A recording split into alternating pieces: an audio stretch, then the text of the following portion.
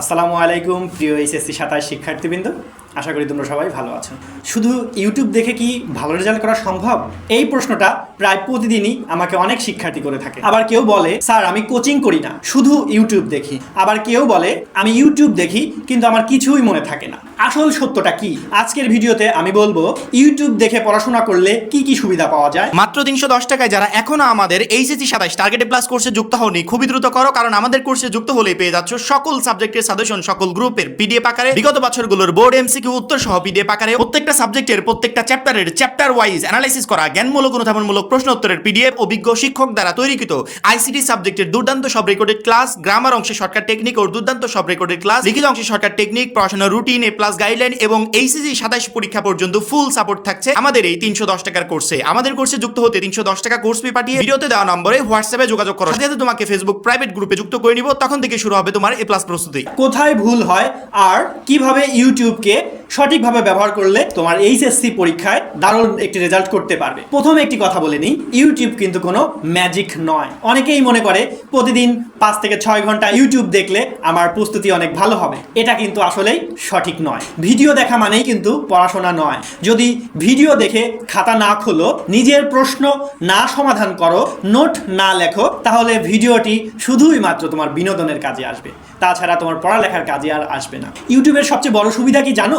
যেই টপিক তুমি বই পড়ে বুঝতে পারছো না, সেটা একজন ভালো শিক্ষক 10 থেকে 15 মিনিটের মধ্যে খুব সহজ করে বুঝিয়ে দেবে। বিশেষ করে আইসিটি, ইংরেজি, বাংলার অনেক গদ্য পদ্য এবং যে কোনো সাবজেক্ট হতে পারে সেটা। তবে একটি কথা মনে রাখবে, ভিডিও হলো পড়া বোঝার মাধ্যম, পড়া মুখস্থ করার মাধ্যম নয়। এবং সবচেয়ে বড় ভুল যেটা প্রায় ম্যাক্সিমাম শিক্ষার্থী করে থাকে, সেটি হলো একদিন একটি চ্যানেল ফলো করে, পরের দিন আবার আরেক, তারপরের দিন আবার অন্য শিক্ষক। ফলাফল কি হচ্ছে?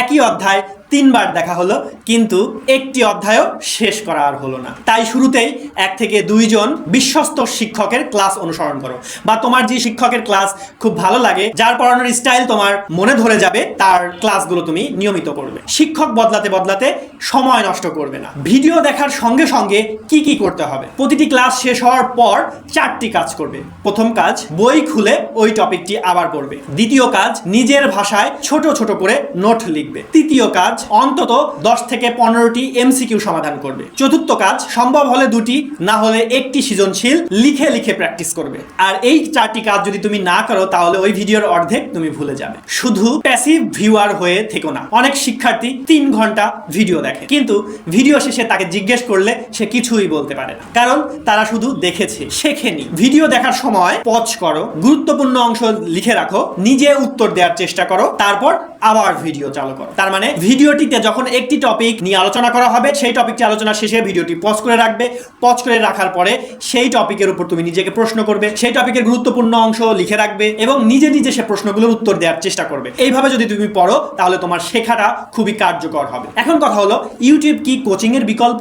অনেক ক্ষেত্রে এটি কার্যকর হতে পারে। যদি তুমি নিয়মিত পড়ো, প্রতিদিন অনুশীলন করো, বই অনুসরণ করো এবং আগের বছরের প্রশ্নগুলো সমাধান করো, তাহলেই শুধু ইউটিউবের সাহায্য নিয়েও ভালো ফলাফল করা সম্ভব হবে। কিন্তু যদি তুমি ভিডিও দেখেই সন্তুষ্ট থাকো, তাহলে ভালো রেজাল্টের আশা করা কিন্তু কঠিন হয়ে যায়। এজন্য আমি বলবো, শুধুমাত্র ইউটিউব বা কোচিং কিন্তু তোমার ভালো রেজাল্টের গ্যারান্টি দিতে পারছে না। ভালো রেজাল্টের গ্যারান্টি দিতে হলে তোমাকে নিজে অনুশীলন করতে হবে। সেটা হতে পারে ইউটিউব দেখে, হতে পারে সেটা কোচিং থেকে। ইউটিউব এবং কোচিং তোমাকে গাইডলাইন দিবে এবং তোমার পড়াটাকে সহজ করে দেবে, কিন্তু পড়া কিন্তু তোমাকেই পড়তে হবে। এজন্য যারা মনে করো আমি কোচিং না করে শুধু ইউটিউব দেখে আমি পড়ালেখা করব, হ্যাঁ অবশ্যই করতে পারো। তবে ওই যে 4টি কথা বললাম, এই 4টি কথা অনুসরণ করতে হবে তোমাকে। এজন্য মনে রাখবে, ইউটিউব তোমাকে পথ দেখাতে পারে, কিন্তু পরীক্ষার হলে প্রশ্নের উত্তর কিন্তু তোমাকেই লিখতে হবে। তাই ভিডিও দেখো, বুঝো, নোট তৈরি করো, প্রশ্ন সমাধান করো এবং নিয়মিত রিভিশন দাও। তাহলেই ইউটিউব শুধুমাত্র সময় কাটানোর মাধ্যম হবে না, বরং তোমার এ প্লাস এর যাত্রা